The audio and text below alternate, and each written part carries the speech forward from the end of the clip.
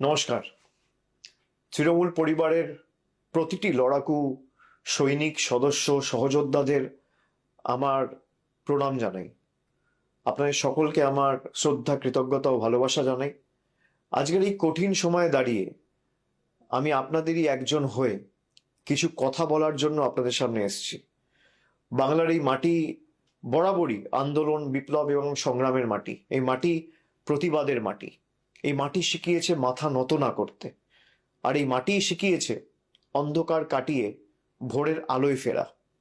আমি জানি গত কয়েকদিন ধরে, বিশেষ করে 4 তারিখের পর থেকে আপনাদের ওপর দিয়ে যে ভয়াবহ ঝড় বয়ে গেছে এবং যে তাণ্ডব লীলা চলেছে, বাংলা বিরোধী বিজেপি আশ্রিত দুষ্কৃতীদের হাতে তৃণমূল কংগ্রেসের কর্মী সমর্থক শুভানুধ্যায়ীরা ইতিমধ্যে বিভিন্ন জায়গায় আক্রান্ত হয়েছে এবং আমাদের দলীয় কার্যালয়গুলিতেও ভাঙচুর করা হয়েছে।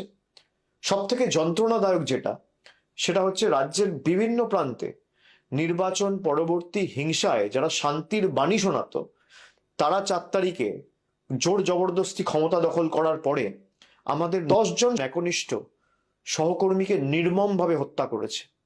এন্টালির তাপস নস্কর, নানুর বিধানসভার আবির শেখ, বেলেঘাটার বিশ্বজিৎ পটনায়ক, পূর্বস্থলী দক্ষিণের পিঙ্কু দেবনাথ, কুলপির মিঠুন সামন্ত, গোঘাটের সহদেব বাগ বা নারায়ণগড়ের বীরেন পাত্র বা সপ্তগ্রামের সোমনাথ ভট্টাচার্য এবং চাকদাহের তপন শিকদার, প্রায় 10 জন সহকর্মীদের আমাদের থেকে কেড়ে নিয়েছে, নির্মমভাবে হত্যা করেছে এই ভারতীয় জনতা পার্টির হাড়মাত জল্লাদরা।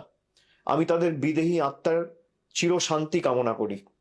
তাদের শোকসন্তপ্ত পরিবার পরিজন এবং শুভাকাঙ্ক্ষীদের প্রতি আন্তরিক সমবেদনা জানাচ্ছি। তাদের এই অকাল প্রয়াণে কেবল শুধুমাত্র দলের ক্ষতি নয়, আমাদের সকলের ব্যক্তিগতভাবেও অপূরণীয় ক্ষতি বা ব্যক্তিগত শোক। দল সর্বদা তাদের পরিবারের পাশে থাকবে এবং যতদিন আমরা রয়েছি তাদের পরিবারের দায়িত্ব তৃণমূল কংগ্রেস পরিবার নেবে। কেন এই আক্রমণ কখনো ভেবে দেখেছেন? কেন এই হিংসা? কেন এই লুটপাট? কেন এই গুন্ডামি? কেন এই ভাঙচুর? তার কারণ বিজেপি খুব ভালো করে জানে বাংলার মানুষের এবং আপনাদের শক্তি কতটা। যারা কাপুরুষের মতো অন্ধকারে হামলা চালায়, তারা আসলে আপনাদের সাহসের মোকাবিলা করতে ভয় পায়। তার কারণ তারা জানে যে তারা লুটপাট করে ক্ষমতায় এসছে। জয় বা পরাজয় সমাজের যে কোনো বা রাজনীতির যে কোনো রাজ্য রাজনীতির অঙ্গ বা দেশের রাজনীতির অঙ্গ। কিন্তু জয়ী হওয়ার পর প্রতিহিংসা পরায়ণ হয়ে ওঠা আসলে চারিত্রিক দুর্বলতা নয় কি? আমি মনে করি এটা তাদের চারিত্রিক দুর্বলতার বহিঃপ্রকাশ। এই যে 10 জন প্রাণ হারালেন, তাদের রক্ত বৃথা যেতে দেওয়া যাবে না। তাদের আত্মত্যাগ আমাদের পিছু হাঁটার কারণ হতে পারে না, বরং তাদের দেখা স্বপ্নগুলি পূরণ করাই হবে আমাদের অন্যতম দায়িত্ব এবং আগামী দিনের শপথ। মনে রাখবেন, তৃণমূল কংগ্রেস এমন একটা দল যার জন্ম হয়েছে রাজপথের ধুলোয়, আন্দোলনের মাধ্যমে, লড়াইয়ের ময়দানে, হার না মানা মানসিকতার মধ্যে দিয়ে। মনে পড়ে সিঙ্গুর নন্দীগ্রামের সেই দিনগুলি যখন চারিদিকে ছিল শুধু বারুদের গন্ধ আর সিপিএম এর হাড়মাত বাহিনীর লাঠির আস্ফালন? তখন কি আমরা কেউ মাথা নত করেছিলাম? ভয় পেয়েছিলাম? দমাতে পেরেছিল তৃণমূলকে? উত্তর হচ্ছে না। আমরা সেদিনে বুক চিতিয়ে দাঁড়িয়েছিলাম বলেই আজকে বাংলার মানুষ আমাদের সুযোগ দিয়েছিল 2011 সালে, এবং আমরা বাংলার মানুষের হৃদয়ে জায়গা করে নিয়েছিলাম। আজকের ওই প্রতিকূল পরিস্থিতিতে অন্য কিছু নয় বা নতুন কিছু নয়, এ হলো এক অগ্নি পরীক্ষা। সোনা যেমন আগুনে পুড়ে খাঁটি হয়, আমাদের সংগঠনকেও, তৃণমূলের সর্বস্তরের সৈনিকদেরকেও এই অগ্নি পরীক্ষার মধ্যে দিয়ে আরো শক্তিশালী হয়ে উঠতে হবে। আপনারা সকলে জানেন 2014 লোকসভা নির্বাচনে আমরা 34টি আসন পেয়েছিলাম। পরবর্তীকালে 19-এর নির্বাচনে লোকসভার ভোটে আমাদের ফলাফল প্রত্যাশিত না হলেও আমরা 22টি আসনে জয়যুক্ত হয়েছিলাম। তারপরের যে নির্বাচন 2024 সালে, সেখানে আমরা প্রায় 29টি আসন পেয়েছিলাম। দলের কাজ এবং আপনাদের পরিশ্রমে পুনরায় আমরা হারা আসনগুলো পুনরুদ্ধার করতে পেরেছি। 2021 সালে পশ্চিমবঙ্গ বিধানসভা নির্বাচনে আমরা প্রায় 215টি আসনে জয়যুক্ত করে হয়েছিলাম বা জয়লাভ করেছিলাম। মানুষ গণতান্ত্রিক রায় দিয়ে তৃণমূল কংগ্রেসের প্রার্থীদের সর্বত্র জিতিয়েছিল। এবং আমি বিশ্বাস করি যেভাবে এই লুট করা দেখেছি, এই নির্বাচনে বিজেপি কাউন্টিং এর দিনে যেভাবে লুট হয়েছে, আমরা বিশ্বাস করি যে এই রায় মানুষের রায় হতে পারে না। মানুষ আমাদের যা রায় দেবে আমরা মাথা পেতে নেবো, আমাদের কোনো অসুবিধা নেই। সে 80 হতে পারে, সে 8 হতে পারে, সে 10 হতে পারে, সে 50 হতে পারে, সে 100 হতে পারে, সে 200 হতে পারে। কিন্তু 100-র বেশি আসনে কাউন্টিং এর দিন যেভাবে একতরফা লুট করেছে কেন্দ্রীয় বাহিনীকে ব্যবহার করে, আমরা নিশ্চিতভাবে আগামী দিন বিচার ব্যবস্থার কাছে বিচার চাইব। আমরা ইতিমধ্যে দাবি করেছি কাউন্টিং সেন্টারগুলোর ফুটেজ রিলিজ করা হোক। বিভিন্ন জায়গায় আমাদের কাছে কাউন্টিং এর দিন যত কন্টেস্টিং ক্যান্ডিডেট রয়েছে তারা আমাকে যখন ফোনে জানাচ্ছিল যেই ভোটে ইভিএম হয়েছে আর কাউন্টিং টেবিলে যে ইভিএম আনা হয়েছে দুটো সিরিয়াল নাম্বার ম্যাচ করছে না। যখন রিটার্নিং অফিসারকে বলা হচ্ছে, রিটার্নিং অফিসারের কাছে কোনো উত্তর নেই, তখন কেন্দ্রীয় বাহিনীকে ডেকে তৃণমূলের এজেন্টদের মেরে বের করে দেওয়া হচ্ছে, তৃণমূলের ইলেকশন এজেন্টের কার্ড ছিঁড়ে দেওয়া হচ্ছে, কন্টেস্টিং ক্যান্ডিডেটদের কার্ড ছিঁড়ে দেওয়া হচ্ছে, কাউন্টিং হল থেকে বার করে দেওয়া হচ্ছে। যারা লুট করে ক্ষমতায় এসছে, যারা মানুষের ম্যান্ডেটকে ম্যানিপুলেট করে ক্ষমতায় এসছে, তারা ক্ষমতায় বেশি দিন টিকবে না।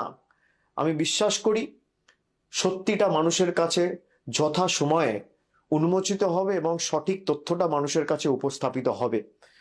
যারা জোর জবরদস্তি কেন্দ্রীয় বাহিনীকে কাজে লাগিয়ে, কেন্দ্রের অফিসারদের কাজে লাগিয়ে, মাইক্রো অবজারভার কেন্দ্রের, কাউন্টিং সুপারভাইজার কেন্দ্রের, কাউন্টিং হলে যারা আছে তারা কেন্দ্রের, আর বাইরে যারা গার্ড করছে কেন্দ্রীয় বাহিনী কেন্দ্রের, এবং একাধিক জায়গায় যেখানে সারা দিন ধরে ভোট হয়েছে, মেশিনে যেখানে 60%, 65%, 50%, 55% চার্জ রেকর্ড হয়েছে, আমাদের কাছে তথ্য রয়েছে, সেই মেশিন কাউন্টিং হলে আনার পর দেখা যাচ্ছে 96%, 97% চার্জ।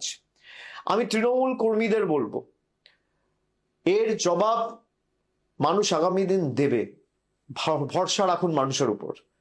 লুটপাট করে কেউ ক্ষমতায় বেশি দিন থাকতে পারে না। যারা রাষ্ট্রশক্তিকে ব্যবহার করে, পুরো দেশের এজেন্সিদের ব্যবহার করে বাংলায় লুট চালিয়েছে, যেদিনকে কেন্দ্র সরকার ক্ষমতা থেকে যাবে বা যেদিনকে এদের লোকসভা ভোটে পরাজয় হবে, সেদিনকে বাংলার গদিটাও মানুষের রায়ে এক রাতে চলে যাবে, এই বিশ্বাস আমি রাখি। আমাদের অস্ত্র হলো আপোষহীন লড়াই, আমাদের অস্ত্র হলো আমাদের হার না মানার মানসিকতা। এই একতাই আমাদের সব থেকে বড় ঢাল। আমি আপনাদের সকলকে অনুরোধ করছি, একে অপরের হাত শক্ত করুন। বাংলার মানুষ জানেন তৃণমূল কংগ্রেসের কর্মীরাই তাদের একনিষ্ঠ কর্মী এবং তাদের বিপদে আপদে প্রকৃত বন্ধু। আপনারা আবার মাঠে নামুন। আমাদের যে পার্টি অফিসগুলো জোর জবরদস্তি ভেঙে দেওয়া হয়েছে, সেই পার্টি অফিসগুলো পুনরুদ্ধার করুন। হাইকোর্টে ইতিমধ্যেই মামলা দায়ের হয়েছে আপনারা জানেন, এবং সেখানে যে পিটিশন ফাইল হয়েছে, আজকে হাইকোর্ট মহামান্য বিচারপতিরা তারা রায় দিয়েছে যে যারা ঘরবাড়ি ছাড়া, যাদের দোকানে ভাঙচুর হয়েছে, যাদের বাড়িতে হামলা হয়েছে, যারা এলাকা ছাড়া, ঘর ছাড়া, গ্রাম ছাড়া, পাড়া ছাড়া, তাদের সবাইকে আগামী দিন প্রশাসনকে বাড়িতে ফেরাতে হবে। আমি প্রত্যেকটা তৃণমূল কংগ্রেস ব্লক এবং জেলা নেতৃত্ব এবং অঞ্চল নেতৃত্বর কাছে অনুরোধ করব যে আপনারা ধরে ধরে যারা এলাকা ছাড়া তাদের বাড়ি ফেরার ব্যবস্থা করুন। কোথাও যদি কোনো প্রশাসনের আধিকারিকরা আপনাদের সাথে সহযোগিতা না করে, আমাদের সরাসরি জানান, আমরা তাদের বিরুদ্ধে কন্টেম্প্ট মুভ করব। হাইকোর্টের অর্ডার যে যারা ঘর বাড়ি ছাড়া, তাদের দল না দেখে, রং না দেখে, জাতি, দল, ধর্ম, বর্গ, বর্ণ নির্বিশেষে তাদের বাড়িতে, দোকানে এবং নিজেদের গন্তব্যস্থলে, নিজেদের জায়গায় তাদের ফেরাতে হবে। আমি সকলকে অনুরোধ করব যে যারা বাড়ি ছাড়া রয়েছেন, ব্লক এবং জেলা নেতৃত্ব যেখানে আমাদের প্রতিনিধিরা আছে, এমএলএ এমপিদের সাথে যোগাযোগ করুন। পঞ্চায়েত স্তরের নেতৃত্ব যারা আছে তাদের সাথে যোগাযোগ করুন।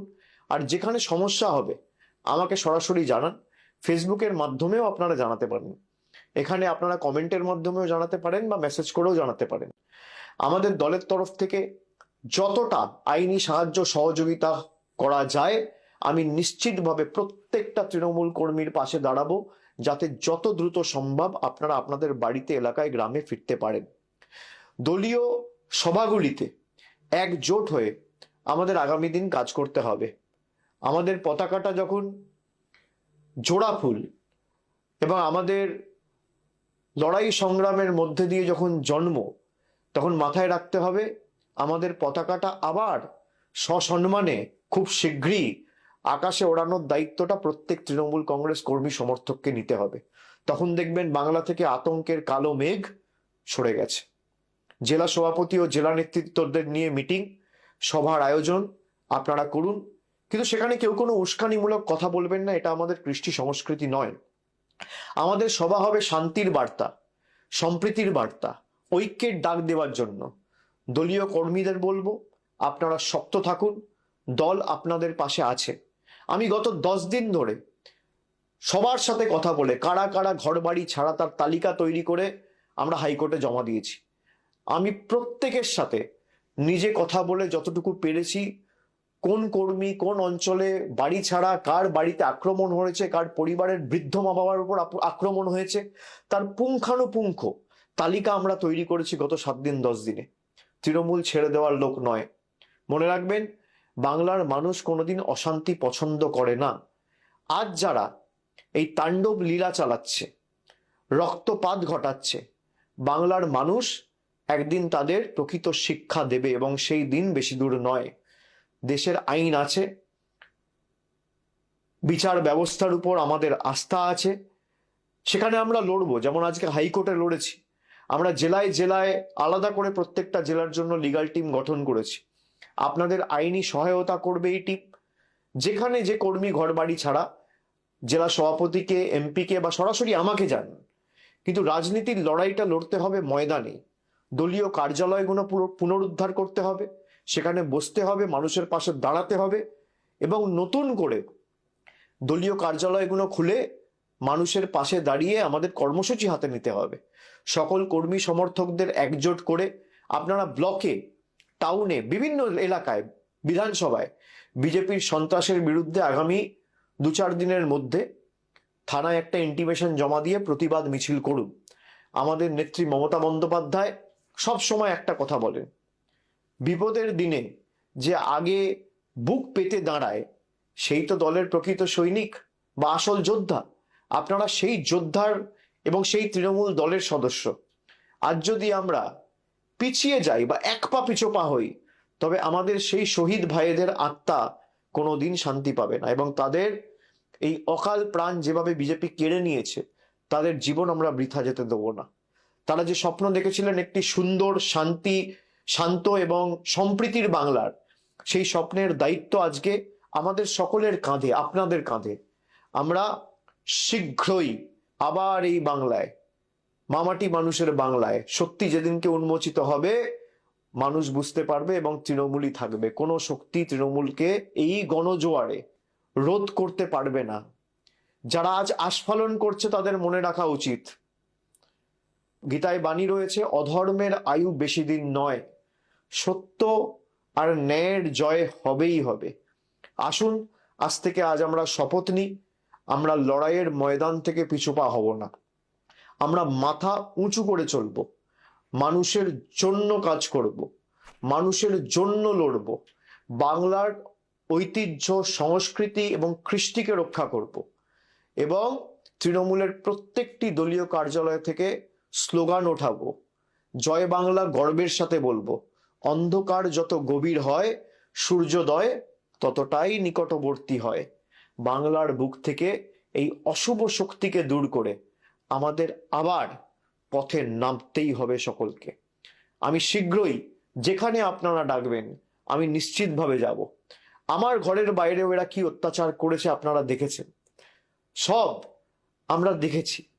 বিজেপির আসল স্বরূপ আমরা দেখেছি। আমার লড়াই বিজেপির সাথে, আপনার লড়াই বিজেপির সাথে, কিন্তু পরিবারের ছোট সন্তান, ছেলে মেয়ে, কাউকে এরা রেয়াত করেনি। এই কৃষ্টি, এই সংস্কৃতি কোনোদিন বাংলার মানুষ দেখেনি। আমি বিচার এবং এর সদুত্তর বিশ্বাস করি মানুষ দেবে, তাই আমি সবকিছু মানুষের উপর ছেড়ে দিচ্ছি। মনে রাখবেন, আমরা সেই দলের কর্মী যারা মৃত্যুকে চোখের সামনে দেখেও কোনোদিন পিছু পা হতে শেখেনি। এই সাময়িক বাধা আমাদের অগ্রযাত্রাকে বা আমাদের লড়াইয়ের মানসিকতাকে স্তব্ধ করতে পারবে না। আপনারা ঐক্যবদ্ধ হয়ে এগিয়ে চলুন, লড়াইয়ে থাকুন। মাঠ আবার আমাদের হবে, মানুষের হৃদয় আমরাই জয় করব। শুভ দিন বাংলায় আসবেই। শুধু ধৈর্যের সঙ্গে আমাদের সকলকে এই লড়াইটা জারি রাখতে হবে। আপনাদের লড়াকু মেজাজ এবং এই স্বৈরাচারী বিজেপির বিরুদ্ধে হার না মানা মানসিকতা, লড়াই করার সেটাই হবে শ্রেষ্ঠ জবাব। আমি সকলকে অনুরোধ করব যে আপনারা আস্তে আস্তে তৃণমূলের পার্টি অফিসগুলো খুলবেন, বসবেন। দলের জেলা স্তরের যারা নেতৃত্ব আছে, আমি সকলকে অনুরোধ করব যে অঞ্চল স্তরে বা ওয়ার্ড স্তরে বা বুথ স্তরে যে কর্মীদের উপর আঘাত হয়েছে, প্রত্যেকটা জায়গায় একটা করে এফআইআর করবেন। এফআইআর যদি না নেয় থানা, তাহলে স্ট্রেট একটা অনলাইন এফআইআর করবেন এবং 48 ঘন্টার মধ্যে ফিজিক্যাল কপি থানায় জমা দেবেন এবং কপিগুলো আমাদের পাঠাবেন। এদের সবার, যারা আজকে বিজেপির কথায় বাংলার কৃষ্টি সংস্কৃতিকে নষ্ট করে বুলডোজার চালিয়ে রবীন্দ্র নজরুলের বাংলাকে উত্তরপ্রদেশ এবং বিহারে পরিণত করার চেষ্টা করেছে, তাদের সবার জবাব বাংলা দেবে, এই বিশ্বাস আমি রাখি। জয় হিন্দ, জয় বাংলা, বন্দে মাতরম।